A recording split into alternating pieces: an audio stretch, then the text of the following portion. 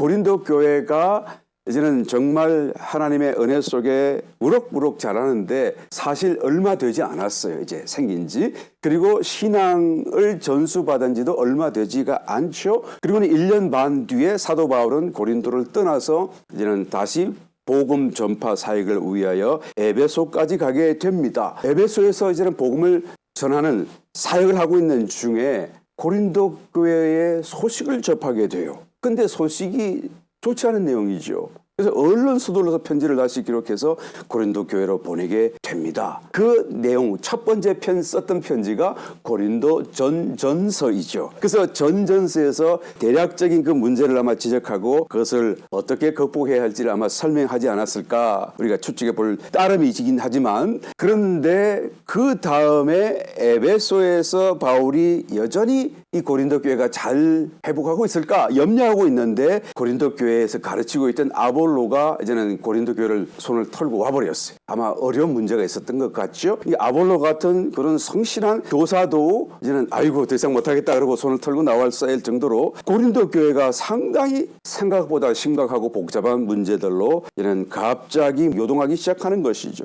그래서 돌아온 에베소로 찾아온 아볼로에게 고린도 교회 소식을 전해 듣지만, 그런데 사도 바울에게는 그것이 쉽게 납득이 되지 않습니다. 이제 얼마 되지 않은 교회가 적어도 한 2년 정도 됐을까요? 좀 더 길게 잡으면 한 3년 됐을까요? 그밖에 되지 않은 교회에 어떻게 그런 많은 문제가 일어날 수가 있는 것인가? 그것도 동시다발적으로 우리가 지난 시간까지 고린도전서를 통해서 살펴보았지만 11가지 문제, 아주 큰 문제들만 지적해서 우리가 사도 바울께서 꼼꼼하게 편지를 쓰고 조목조목 답변했던 것을 우리가 살펴보지 않았었습니까? 그래서 그 내용으로 다 써서 답변해서 보낸 게 고린도 전서인 것이죠. 그래서 11가지 문제를 일일이 다 설명하고 이렇게 하고 저렇게 할 것이다. 그리고는 디모데에게 그 편지를 쥐어주고 디모데도 가서 직접 설명해라. 디모데가 고린도 교회로 가서는 읽어주고 그 편지의 내용을 설명까지 다 하죠. 또 사도 바울의 그 의중이 어떤 것인지도 잘 말씀해 줍니다만, 그런데 아쉽게도 고린도 교회는 여전히 회개하지 않았습니다. 그 교회 중에 있는 정말 악한 뿌리 이제 거짓 사도가 출현했고, 자기가 정작 유대인이다, 그리고 정말 진짜 사도다라고 고린도 교회 성도들을 속이고, 바울은 사도가 아니다, 바울은 정말로 하나님의 사역자 일꾼이 아니다라고 오히려 바울을 대적하는 이런 사태 속에서 고린도 교회가 심한 내통을 겪기 시작하는 것이죠. 그래서 디모데가 갖고 자기 편지를 썼음에도 불구하고 고린도 교회가 돌아오지 않고 회개하지 않는다는 소식을 듣고, 이제는 정말 안 되겠구나, 내가 가야겠구나. 그래서 에베소 사역을 잠깐 접어두고 그 고린도 교회를 직접 방문하게 됩니다. 그런데 자세한 사료는 남아있지 않기 때문에 우리가 정확하게 알 수는 없습니다만, 여하튼 가슴 아픈 방문이었다라는 것은 분명합니다. 아마 모르긴 몰라도 사도 바울이 고린도 교회를 찾아갔는데 문전박대, 그러니까 교회 문턱도 못 들어가도록 아마 막힘을 당하지 않았을까. 그래서 고린도 교회는 사도 바울을 사도로서 영접하지 않았던 것 같아요. 이게 너무 가슴 아프죠. 그래서 고린도 교회를 해결도 못하고 돌아올 수밖에 없었습니다. 또 에베소 사역이 굉장히 복잡하기 때문에 그 에베소 사역도 지금 계속 진행해야 되기 때문에 돌아올 수밖에 없었어요. 돌아와서는 어떻게 합니까? 눈물로 편지를 씁니다. 그리고 아주 준엄한 명령으로, 하나님의 권위 속에서 준엄한 명령으로 아주 강한 말씀으로, 그러면서도 눈물로 편지를 쓰게 되죠. 이 편지가 3번째 쓰게 되는 편지 아니겠습니까? 이 편지를 이제는 디도에게 맡겨가지고, 충직한 자기의 또 다른 분신 같은 일꾼이었죠. 그 디도가 이 3번째 편지를 가지고 고린도 교회를 방문하게 됩니다. 그래서 이제는 그 고린도 교회가 회개할 수 있도록, 디도가 정말 충직한 일꾼이었거든요. 나이도 아마 사도 바울과 비슷했던 것 같습니다. 그래서 사도 바울이 고린도 교회가 어떻게 됐을까 너무너무 궁금한 거예요. 그러면서 정말 염려함으로 기다리고 있는데, 한편으로는 에베소에서 사역을 하지만 한편으로는 마음이 늘 이 고린도 교회의 사정이 궁금한 겁니다. 그래서 디도가 돌아오기만을 기다리는데 디도가 돌아오질 않아요. 그러니까 어떻게 합니까? 에베소에서 떠나서 좀 더 가까운 데로 드로아로 가게 되죠. 우리 한번 지도를 한번 볼까요? 지도를 보시게 되면 여러분 자세히 보시게 되면 여기 화살표가 깜빡깜빡하는 게 두 군데가 있는데 먼저 오른쪽에 있는 화살표가 드로아라고 하는 지역이에요. 그 드로아 밑에 바로 에베소가 있죠. 에베소에서 복음 사역을 하다가 지금 저기 그 드로아로 올라갔어요. 드로아에서는 다시 빨간 줄을 따라 올라가게 되면 이제는 그 유럽 경계인 마게도니아로 들어가게 됩니다. 오늘날로 말하자면 그리스 영역 또 북마게도니아 그 지역이 될 수가 있는데 그쪽으로 지나가는 것이죠. 에베소와 드로아는 지금의 터키 영역이에요. 소아시아라고 하는 영역이죠. 그래서 에베소에서 사역하다가 디도가 오지 않으니까 지금 저기 밑에 그리스 영역 마게도니아 제일 하단 아래로 내려가게 되면 거기에 고린도라고 있죠. 고린도. 지금 다른 또 화살표가 깜빡깜빡하죠. 바로 저기 고린도에서 저는 올라오는 그 길목에 이런 드로아가 있는 거예요. 그래서 배를 타고 건너오면 드로아에서 만나게 되겠죠. 그래서 드로아까지 가서 기다리는 겁니다. 그런데 드로아에서 기다리는데도 안 와요. 어떻게 합니까? 사도 바울이 배를 타고 이제 유럽 마게도니아 쪽으로 빨간 줄 있는 그쪽으로 따라 넘어가 버리는 거죠. 그래서 마게도니아 영역 안에 들어가서 또 고린도 지역을 향하여 점점점 내려가는 중에 디도를 만나게 됩니다. 그래서 디도가 가져온 소식이 어떤 소식입니까? 좋은 소식이었어요. 정말 눈물의 편지를 듣고 그들이 회개했고요. 그리고 순종했습니다. 돌아왔습니다. 그러니까 너무 기뻤어요. 그래서 회개한 고린도 교인 성도들을 사도 바울이 붓을 들어 칭찬을 하고 회개한 자를 용서하라고 권면해주고 아직도 회개하지 않은 몇몇 사람들은 경고도 하고 또 거짓 교사들을 경계하라고도 말씀하고 이렇게 쭉 적은 제 마지막 편지가 고린도 후서입니다. 이게 고린도 후서는 네 번째 편지가 되겠죠. 그래서 이와 같은 배경 속에서 고린도 후서를 쓰게 되었다. 그러니까 고린도 후서를 쓰게 된 사도 바울의 마음, 가슴이 얼마나 많은 감정이 희비가 교차되는 그런 하나의 상황에서 이 말씀을 쓸 수밖에 없었겠구나라는 것을 우리가 추측해 볼 수가 있습니다. 그래서 사도 바울이 이 고린도 후서를 통해서 자기의 내면에 있는 그런 생각들 또 정말 개인적인 주관적인 감정들 이런 걸 다 담아놓은 것을 이 고린도 후서에서 우리가 만나볼 수가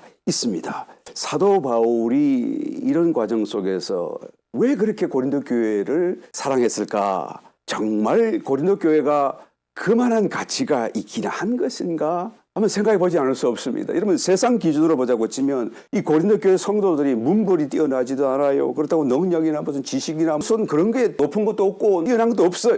세속적인 그런 계급으로 치자치면 하청 계급 사람들이 주류였고 머섬살이하는 사람들이 거의 대부분이었던 것을 보게 됩니다.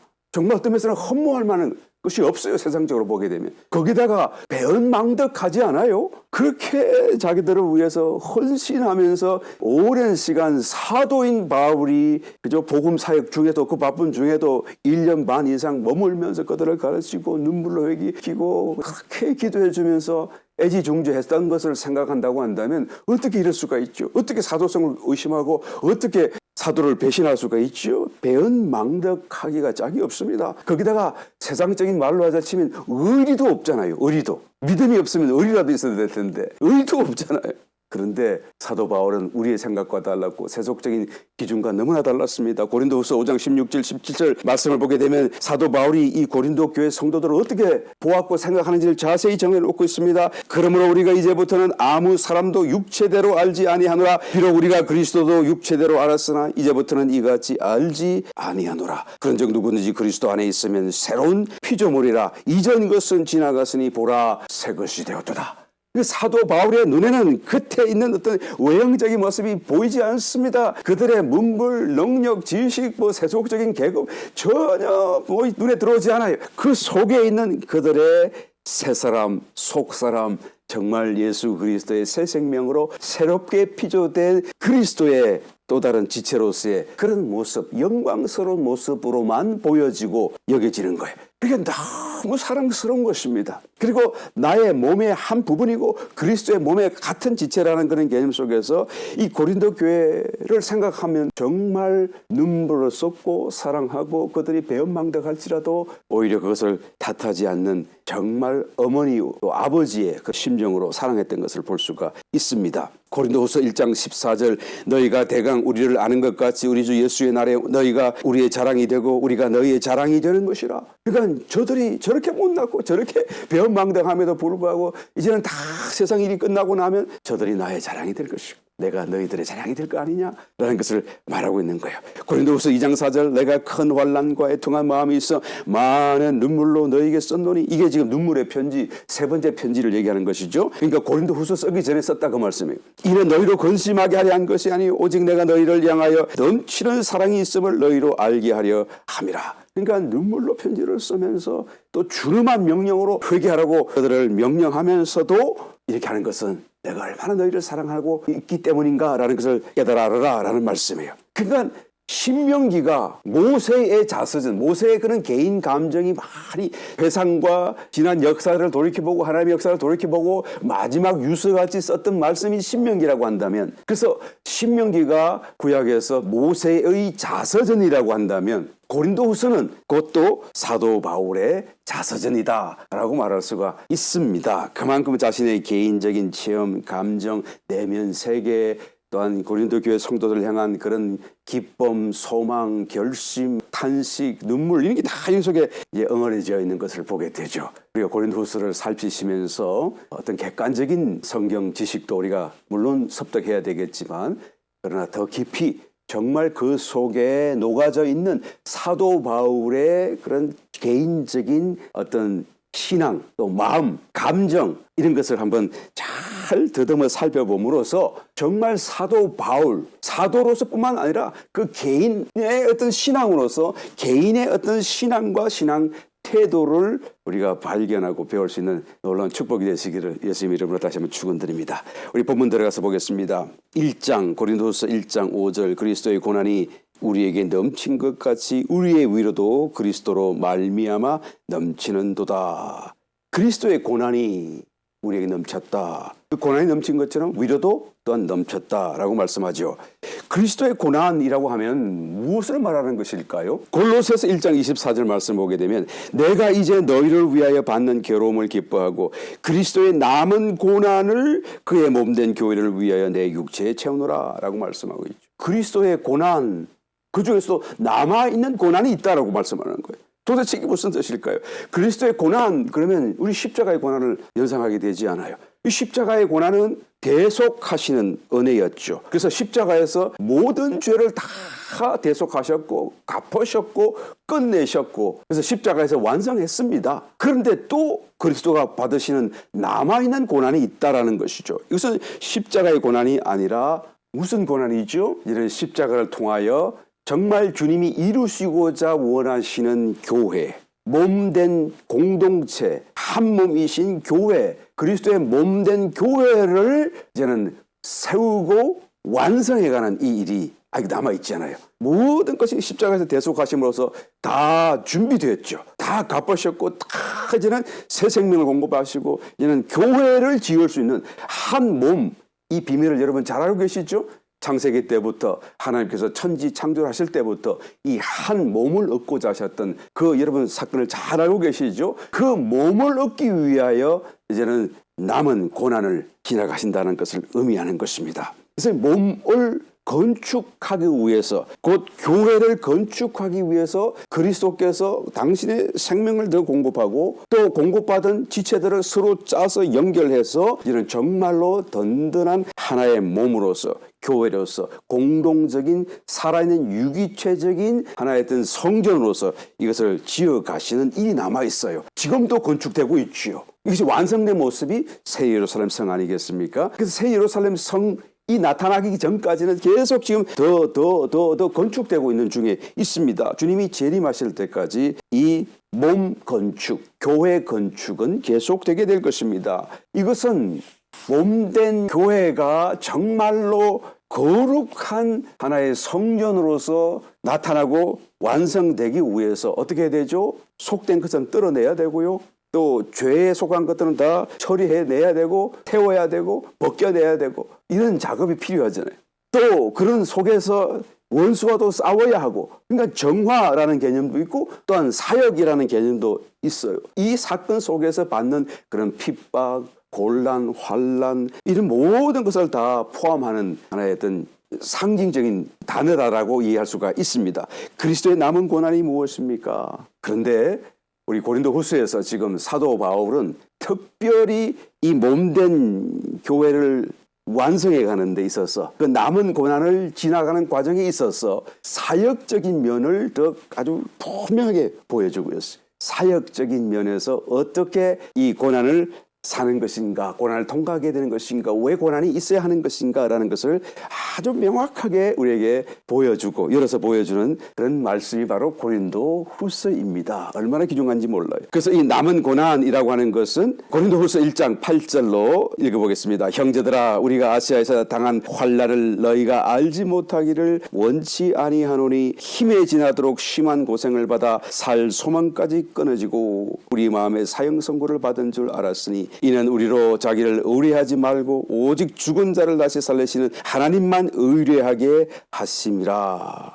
아시아에서 당한 환난이 굉장했다라는 것이죠. 도대체 그것이 무엇인지는 정확히 알 수는 없습니다. 에베소에서 일어났던 그 은장색 데메드리오 핍박인가, 아니면 사도행전 14장에 있는 그래서 돌로 쳐서 죽은 줄 알고 성박에 내쳤던 그 사건을 얘기하는 것인가, 아니면 나중에 나타나는 고린도후서 11장에서 40에 하나를 감한 매를 5번이나 맞고 죽었다가 살아나고 돌로 쳐서 맞아서 죽을 뻔했다가 살아나고 이런 사건들을 얘기하는 것인가 몰라요. 그렇지만 여하튼 아시아 지역에서 환난을 당했는데 그 환난이 얼마나 심각했던지 이제는 살 수가 없겠구나, 살 소망까지 끊어졌고 우리 마음에 사형 선고를 받은 줄 알았다고 하고 있지 않습니까? 이 선고라고 하는 단어는 아포크리마라는 단어인데 이 아포크리마의 뜻은 본래적으로 대답, 답변이라는 그런 의미를 가졌습니다. 그러니까 사도 바울이 너무 고생이 심하니까, 너무 환난이 어려우니까, 하나님 복음 사역하는 중에 너무 힘들어서 주님 이거 어떻게 된 것입니까? 이 고생이 언제쯤 끝날까요? 라고 기도해 보았더니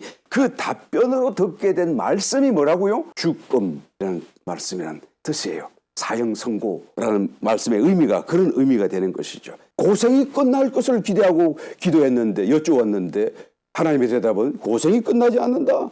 너희가 이 고생을 통하여 죽게 될 것이다 라는 그런 말씀을 듣게 되었다는 말씀이죠. 여러분, 모든 문제나 환경적인 어려움은 사람의 힘으로 변화시킬 수가 있습니다. 힘들더라도요. 그런데 죽음만큼은 사람이 어떻게 할 수가 없잖아요. 방법이 없습니다. 그러니까 죽어야 한다면 죽는 수밖에 없어요. 죽음 앞에서 다른 어떤 육신적인 방법이나 어떤 노력이나 뭐 어떤 생각들이 아무것도 소용될 수가 없어요. 그러니까 죽어야 되는 상황이라고 한다면 죽을 수밖에 없고 죽음 밖에는 다른 방법이 없어요. 그래서 죽음, 사형 선고를 받았다는 말씀은 정말로 그 심한 고생 가운데 얘는 죽었다 그 말씀이에요. 마음으로요. 죽었더니 하나님이 어떻게 됐어요? 그들을 부활 생명 안에서 다시 살게 해 주셨다라는 것을 체험하게 된 거예요. 살 소망이 끊어졌고 우리는 죽었다, 이제 끝났다라고 생각했는데 얘는 그 죽음의 고비를 물론 마음 가운데서 일어난 사건이지만 넘어서고 보니까 하나님께서 우리를 새롭게 구원하시고 살리시는데 그 새롭게 살리시는 그 구원 안에 이제까지 느껴보지 못했던 부활 생명에 대한 강한 어떤 체험을 얘는 얻기 시작했다라는 것이죠. 이것이 어떻게 해요? 자기들에게 준 큰 선물이 되었다라고 지금 고백하는 것입니다. 10절 읽어봅니다. 그가 이같이 큰 사망에서 우리를 건지셨고, 큰 사망이라고 얘기하고 있죠. 얼마나 힘들었으면 또 건지시리라. 또한 이후에라도 건지시기를 그를 의지하여 바노라. 그러니까 이 사도 바울이 이때를 통과하면서, 이 환난을 통과하면서 정말 어떤 사역에 대한 새로운 어떤 이해와 어떤 세계로 진입하는 어떤 그런 변화가 일어났던 것을 볼 수가 있습니다. 11절 너희도 우리를 위하여 간구함으로 도우라. 이는 우리가 많은 사람의 기도로 얻은 은사를 인하여 많은 사람도 우리를 위하여 감사하게 하려 함이라. 그러니까 이것이 우리에게 주신 하나님의 은사, 곧 선물이 되었다라는 걸 얘기하는 것이죠. 여러분, 여기서 말하는 은사는 우리 고린도 전서에서 나타났던 그런 은사와는 다른 은사예요. 고린도전서에서 나타났던 인사는 초자연적인 은사였지 않습니까?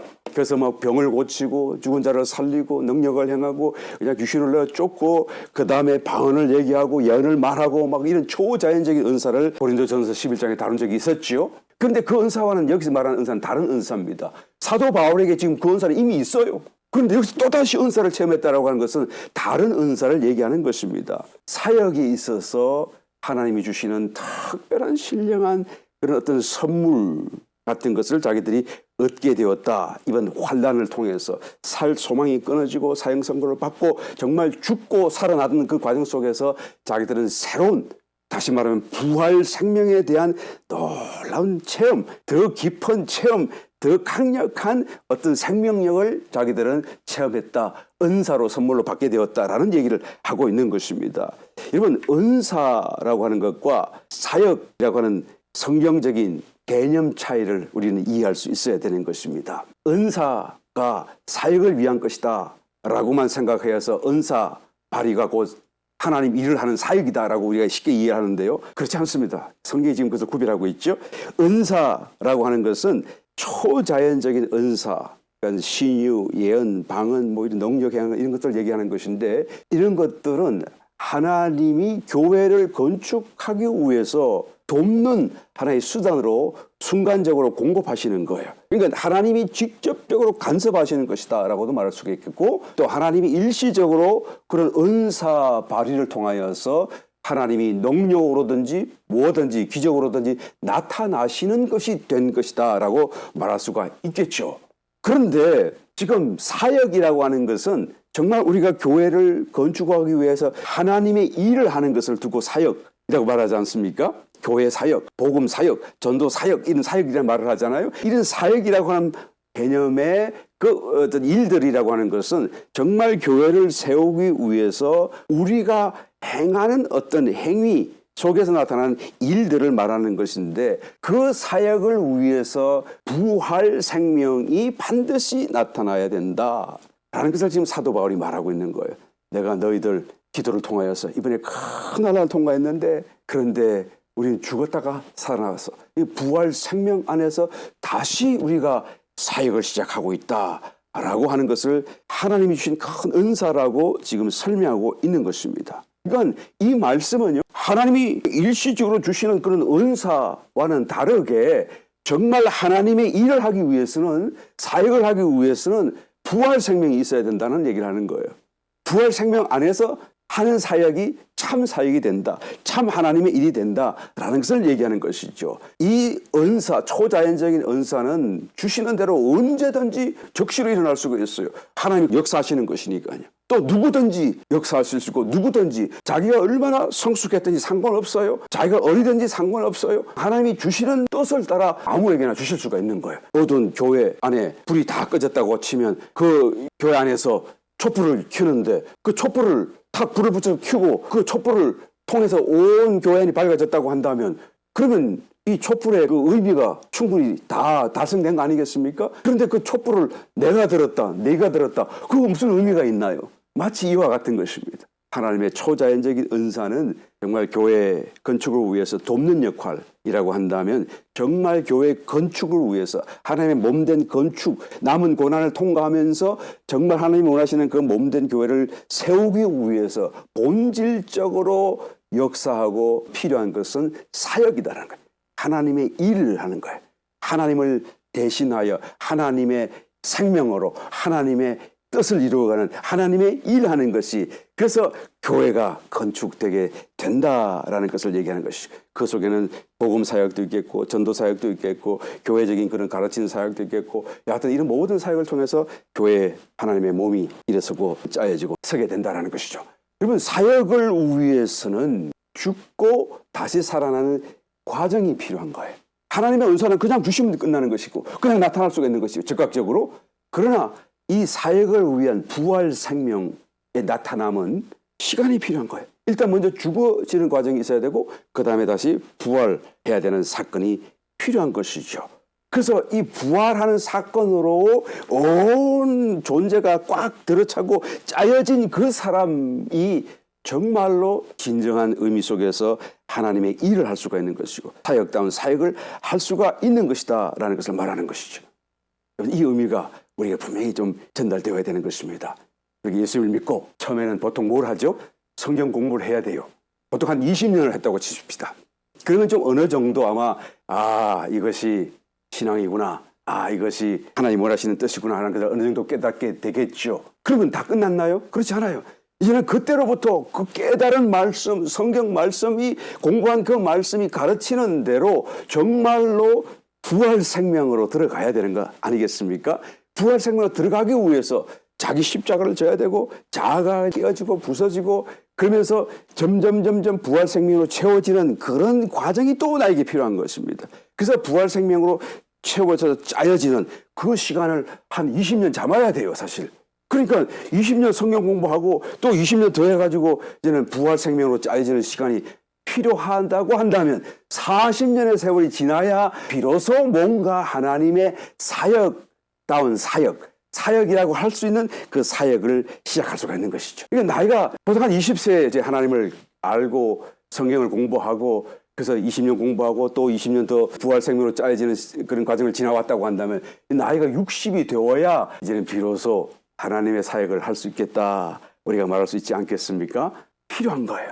나이가 40밖에 안 된 사람이 여러분 자기 십자가를 지고 깨어지고 정말로 겸손해져서 하나님의 부활 생명을 나타낸다는 것은 정말로 기대하기 어렵지 않겠어요? 성경에 나오는 인물들이 다 40년 만에 하나님 앞에 쓰임받는 그런 일꾼이 된 것이 다 평균적인 이유가 있다고 저는 생각합니다. 그러니까 나이가 60 정도 되어야 비로소 이제는 하나님의 일을 할 수가 있는 사역다운 사역을 이제 시작할 수 있는 그러니까 우리가 어떻게 해야 되죠? 건강 관리 잘해야 됩니다. 지금서부터 정말 하나님 일을 할 수가 있는 거예요. 세속적으로 보게 되면 세상에서는 60이 되게 되면 이제는 리타이어할 생각부터 하게 되지만 일본 하나님 일에는 리타이어가 없지 않아요? 그리고 정말로 하나님 일을 제대로 하기 위해서는 60 정도 돼야 이제부터 조금 더 할 수 있어요. 만약에 그 사람이 신앙생활을 30세부터 했다 그러면 70이 되어야 되는 거고 40세부터 했다 그러면 80이 되어야 되는 거예요. 80이 되어서 어떻게 하나님 일을 하려고 또 부활 생명으로 꽉 짜여졌다고 그래도 이제는 체력이 안 돼서 못할 수가 있지 않아요.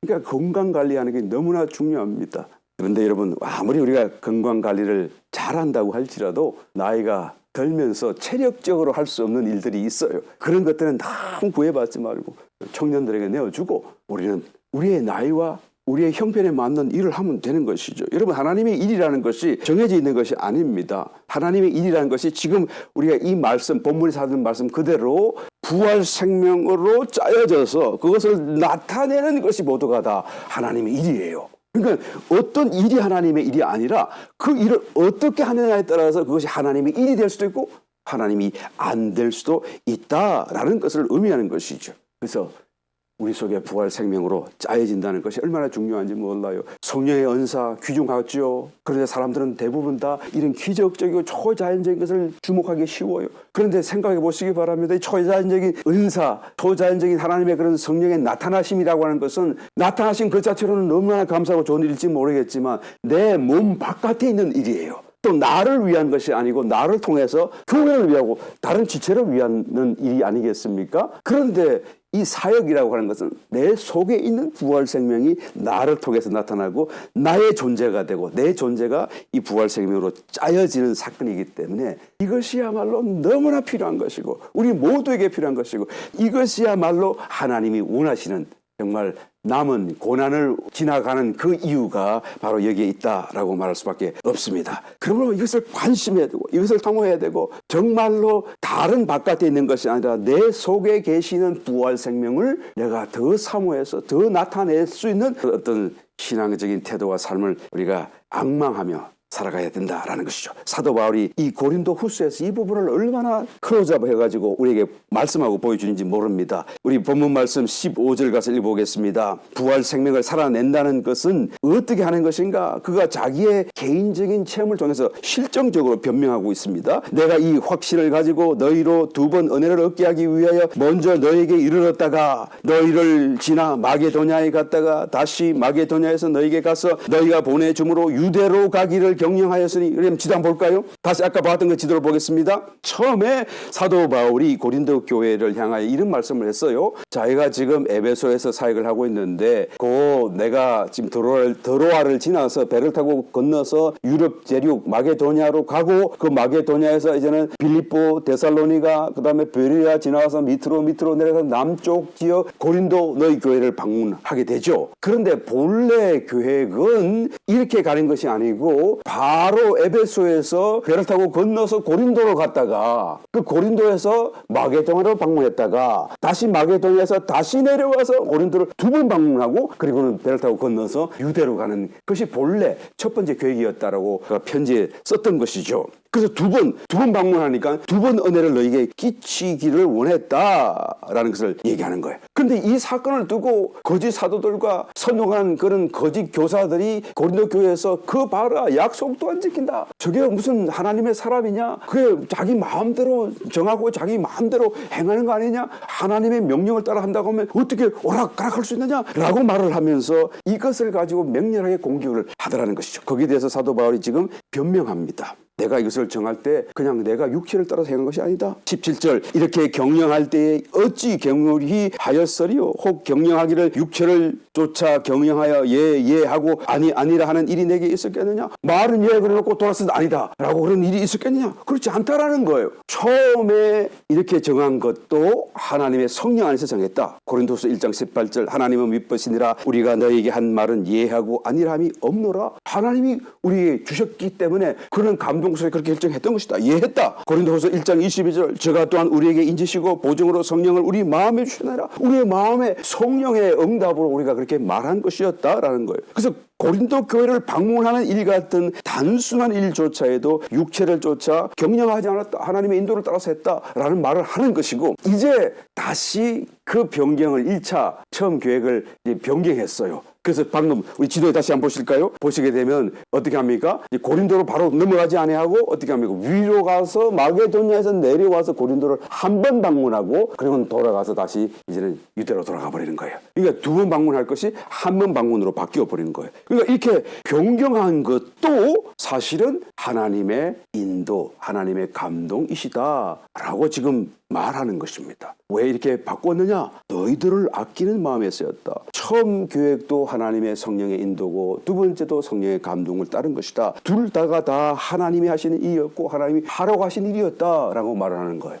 우리 마음속에 아마 그런 질문이 일어날지 모르겠습니다. 그럼 하나님이 하시는 일인데 어떻게 오락가락하는 것이냐? 어떻게 하나님이 하시는 일이 변경될 수 있는 것이냐? 처음부터 그것을 다 하시는 분이 왜 처음부터 딱 정하지 않고 그것을 이렇게 했다가 또 바꾸어서 이렇게 하느냐? 여러분 하나님의 뜻은 변경되지 않아요. 물론 징계하시려고 했다가 그 징계하시는 뜻을 변경하시긴 하십니다만 하나님의 본래적인 선하신 뜻은 변경하지 않아요. 하나님의 사랑 가운데 일어나는 모든 계획과 뜻은 하나님이 변경하지 않습니다. 그런데 하나님이 하시고자 하는 계획과 일은 변경될 수가 있습니다. 왜 변경됩니까? 그것은 하나님 편에 문제가 있는 것이 아니고 우리 편에 문제가 있을 때 우리가 반응을 제대로 해주지 못하고 우리가 어떤 사정에 따라서 하나님이 그 계획을 변경할 수 있는 거예요. 그래서 두 번째 왜 변경했습니까? 고린도후서 1장 23절 내가 내 영혼을 두고 하나님을 불러 전가하시게 하노니 이건 하나님이 주신 분명한 감동 속에서 그렇게 변경한 것이다. 그 말씀이죠. 다시 고린도에 가지 아니한 것은 너희를 아끼려 함이라. 처음에 갈 때는 괜찮았는데 가려고 했을 때는 괜찮았는데 그 사이에 사건이 벌어진 거예요. 그래서 다시 그대로 계획대로 갔으면 내가 너희들을 징계했을 것이고 야단쳤을 것이고 매를 들고 너희를 채찍질하지 않았겠느냐 그 말이에요. 24절 우리가 너희 믿음을 주관하려는 것이 아니오 오직 너희 기쁨을 돕는 자가 되려 함이니 이는 너희가 믿음에 섰습니다. 너희가 믿음에 섰으니까 이제는 너희가 정말 잘하기를 나는 돕는 자가 되기를 원한다. 채찍질하고 징계하고 그리고 회개시키고 억지로 하는 그런 자리에 서기를 원치 않는다. 나의 기쁨이 너희들인데 너희를 통하여 내가 분노하고 너희들에게 이런 어떤 미움과 아픔을 던져준다고 한다면 나의 기쁨은 어디에 있겠느냐? 그 말을 하면서 사도 바울이 내가 이때는 본래는 가려고 했지만 이때는 아니다 하라고 생각하며 이제는 뒤로 미루고 두 번 갈 것을 변경하여 한 번 가게 되었다라는 것을 말하는 것입니다. 그래서 그가 고린도 교회를 본래 계획대로 방문하지 않았던 그 이유가 다 하나님의 뜻, 하나님의 감동 안에서 그렇게 변경했다라는 것을 여기서 말하고 있는 것이죠. 고린도전서 4장 21절 너희가 무엇을 원하느냐 내가 매를 가지고 너희에게 나아가랴 사랑과 온유한 마음으로 나아가야. 그때는 정말 눈물의 편지를 썼을 때였고 이제는 당장 갔었으면 아마 교회 가운데 큰 어떤 어려움이 일어날 수밖에 없는 상황인 것을 우리가 생각해 볼 수가 있는 것이죠.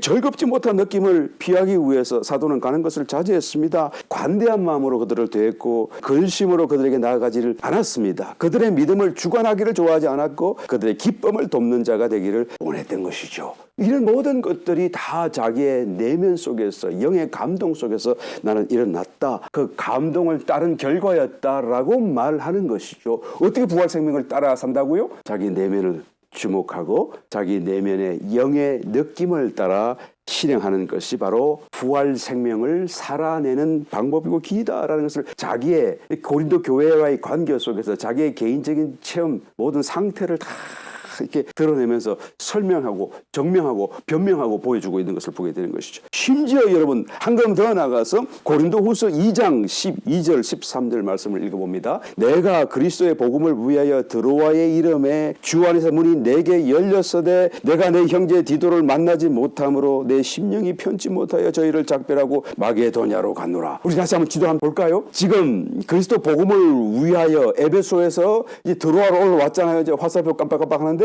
그죠? 아시아, 지금의 터키 지역, 이제는 배 타고 저 해역을 건너가게 되면 마게도냐, 곧 유럽 땅으로 들어가게 되는데요. 그 바로 문턱에서 지금 열심히 복음을 전합니다. 한편으로는 복음을 전하고, 한편으로는 이제 눈물의 편지를 들고 왔던 디도가 돌아오기만을 기다리고 있는 거예요. 그런데 디도가 안 돌아와요. 어떤 사태가 벌어졌나요? 내 심령이 편치 못했어요.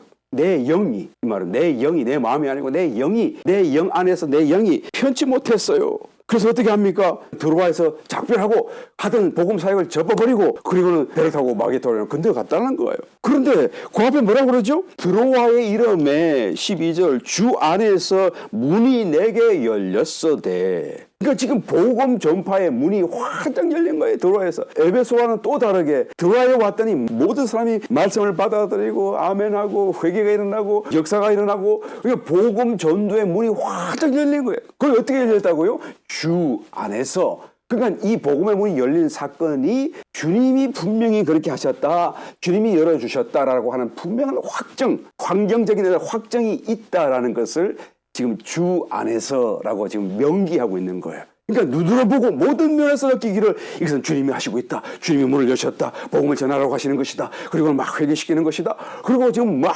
복음의 역사가 일어나는데 어떻게 했다고요? 내 마음, 영이 편치 않아서 그 일을 접어버리고 빠이빠이 하고 배 타고 마게도냐로 건너갔다. 디도 만나려고. 여러분 우리의 생각에는 지금 사도 바울이 잘못한 것 같지 않아요? 이 큰 일을 놔두고 말이에요. 어떻게 그 개인적인 어떤 면에서는 개인적인 일이라고 할 수 있는 그거를 위해서 쫓아갈 수 있느냐? 그냥 워크홀릭 정말 일에 빠져있는 일만 하는 그런 사람이라고 한다면 야, 이 도로와 복음 이 사역을 더 해야 되지. 그런 거 접어두고 그렇게 생각하기 쉽겠습니다만 그러나 여러분 정말로 놀라운 사도 바울이 우리에게 가르치고 있는 지금 부활 생명을 우리가 어떻게 따라 살고 어떻게 살아낼 수 있는가라는 결정적인 정말 극대치의 비교로서의 이 사건을 우리에게 말씀하고 있다는 걸 알아야 돼요. 그냥 주변에 아무리 하나님의 손길이 느껴진다고 할지라도 그것보다 더 중대한 것이 뭐라고요? 내 영이라는 거예요. 내 영을 주목하라는 것입니다. 내 영의 느낌이 더 하나님의 손길이고 하나님의 뜻이고 그것이 하나님의 안배와 하나님의 뜻이 충돌할 수 있나요? 어떤 데 우리가 이해할 수 못하는 그런 사건이 벌어지기도 하잖아요. 모세 보고 말씀을 전하라 그래 놓고는 가는 길에 천사들이 나타나서 그를 죽이려고 하잖아요. 이해할 수 없는 사건이 벌어집니다. 그때 어떻게 해야 된다고요? 내 속에 있는 나의 영을 주목해야 된다라는 것을 지금 사도 바울이 정말로 이 극대치의 비교를 통하여 우리에게 말씀하고 있는 것입니다. 영 안에서 안식을 느끼지 못하니까 복음 전도하는 일이라고 할지라도 그만두고 마게도냐로 디도를 만나러 가는 것입니다. 또 한편으로는 복음 전도보다도 교회가 더 중요하다라고도 할 수가 있어요. 그렇다고 복음 전도가 뭐 이렇게 낮은 사건이다라는 걸 절대 말하는 것이 아닙니다. 정말로 영혼을 구원하는 일이 큰 일이죠. 그런데 그 일보다도 더 큰 일이 있다고 한다면 교회 일이다라는 것을 말하는 것입니다. 그래서 무엇이 현명한 선택인가? 영적인 선택인가라는 것을 정말 극대치의 비교를 통해서 우리에게 보여주는 것입니다. 말씀을 저는 한번 요약하기를 원합니다. 여러분, 신약 안에서, 구약이 아니죠, 신약 시대 안에 들어와서 하나님의 일, 사역이라고 하는 개념은 하나밖에 없어요. 하나밖에 없습니다. 여러 가지 종류 있지만 그것이 다 하나예요. 그게 무엇이죠? 부활 생명을 따라 실행하는 거예요. 그러니까 부활 생명을 살아내면서 하는 어떤 일이라고 하면 그것은 모든 것이 다 사역이 되는 거예요. 하나님의 일이 되는 거예요. 그러니까 마치 빛은 하나이지만 그 빛이 프리즘을 통과하게 되면 빨주, 노초, 파남보 7가지 각양의 색깔로 나타나듯이 말이죠. 하나님의 일이 각양의 모습으로 이런 봉사, 저런 구제, 저런 사랑 실천, 온갖 그 사랑 말씀을 가르치고 전하고 전도하고 모든 모양으로 나타날 수 있지만 이것은 전부 다 하나의 뿌리를 가지고 있죠. 그 뿌리가 뭐라고요? 부활 생명 안에서 살고 행하고 나타내는 것이다. 내가 하는 것이 아니다. 나의 지혜가 아니다. 사람의 말이 아니다. 라는 개념이에요. 그러니까 이것이 바로 신약 안에서의 사역, 하나님의 일이라는 개념입니다. 이것을 고린도후서 3장에 넘어가게 되면 다음 시간에 더 자세히 살펴보겠습니다만 새 언약의 사역이라는 말로 딱 명시를 하고 있어요. 고린도후서 3장 6절 제가 또 우리로 새 언약의 일꾼 되기에 만족케 하셨으니 의문으로 하지 아니하고 오직 영으로 함이니 의문은 죽이는 것이요 의식과 문자 구약의 문자 이거 하라 하니까 하지 말라는 게 안 하고 그게 문자를 따라 하는 것을 말하는 것이죠. 영은 살리는 것입니다. 새 언약의 일꾼, 새 언약의 사역을 행하는 사람이라는 뜻이잖아요. 새 언약의 일이라는 게 무엇이냐, 사역이 무엇이냐라고 했을 때 그것은 바로 영으로 하는 것이다 라는 것을 말하는 것입니다. 이러한 사역은 여러분 기도로 얻어지는 거 아니에요. 오해해서는 안 됩니다. 금식으로 얻어지는 거 아닙니다. 이러면 기도 열심히 하고 금식 열심히 하면 뭔가 얻어서 하나님의 힘으로 하는 것 같지만 그것은 은사가 될지언정 지금 성경이 말하는 하나님의 일, 사역은 될 수가 없어요. 사역은 여러분 부활 생명으로 짜여진 사람이 그 결과로서 짜여진 결과로서 나타나는 거예요. 기도에서 금식해서 얻는 그런 게 아니라는 걸 알아야 되지. 이게 얼마나 다른 것인가를 우리 잘 알아야 되는 것이 정말 부활 생명으로 짜여져야 돼. 부활 생명으로 짜여져서 부활 생명이 나타날 때 어떤 모습이 됩니까? 고린도후서 2장 14절 이하의 말씀 항상 우리를 그리스도 안에서 이기게 하시고 우리로 말미암아 각처에서 그리스도를 아는 냄새를 나타내시는 하나님께 감사하노라. 우리는 구원 얻는 자들에게나 망하는 자들에게나 하나님 앞에서 그리스도의 향기니 그죠? 그리스도의 향기라는 거예요. 우리가 이 사람에게는 사망으로 조차 사망에 이르는 냄새요. 그리스도의 향기를 뿜어내도 믿지 않으면 사망이 되는 거잖아요. 또 저 사람에게는 그것을 받아들이는 사람은 생명이 이르는 냄새가 되는 것이죠. 누가 이것을 감당하리요? 우리는 수단 사람과 같이 하나님의 말씀을 혼잡하게 하지 아니하고 곧 순전함으로 하나님께 받은 것 같이 하나님 앞에서와 그리스도 안에서 말하노라. 부활 생명 안에서 말하노라 라고 지금 말하고 있는 것이죠. 여러분 죄인이었던 저와 여러분 사람들이 신약의 사람들이 성도들이 정말 우리에게서 그리스도의 향기가 나온다고 하는 것을 한번 생각해 보시기 바랍니다. 이게 있을 수 없는 일인데 그리스도의 향기가 나온다고 하는 것은 무엇을 의미하죠? 먼저는 죄가 처리돼야 되잖아요. 그러니까 죽어야 돼요. 자아가 죽어야 돼요. 자아의 죽음을 건너가야 돼요. 아까 말씀드렸어요. 큰 환난을 통해서 사형 선고를 받는 그 과정을 지나는 것입니다. 자기 십자가를 여러분 열심히 져야 돼요. 그 다음에 우리는 그리스도로 젖어 들어가야 되는 것이죠. 그러니까 영을 주목하고 영을 생각하고 주님을 생각하고 주님을 찾는 이런 과정이 필요해요. 그런 속에서 죽어지고 다시 살아나고 젖어들고 그래서 온통 그리스도로 젖게 되어지면 그러면 저절로 향기가 되어서 예수님이 우리의 삶을 통해서 우리의 존재를 통해서 나타나게 될 것입니다. 이것이 바로 금과 은과 보석의 공력이 되는 것이고 주님 앞에 만났을 때 자랑과 기쁨이 되는 것이고 여러분 은사가 중요한 것이 아니고 사역이 중요한 것입니다. 열심히 하나님의 사역을 애써 감당하시기를 주님을 축원합니다. 우리가 사역을 정말 이런 이해 속에서 관점 속에서 열심히 하다가 보면 부족하더라도 그래서 하다가 보면 점점 부활 생명이 강력하게 나에게 나타나고 점점 나를 젖게 만들어서 그리스도의 향기가 되게 될 줄 믿습니다.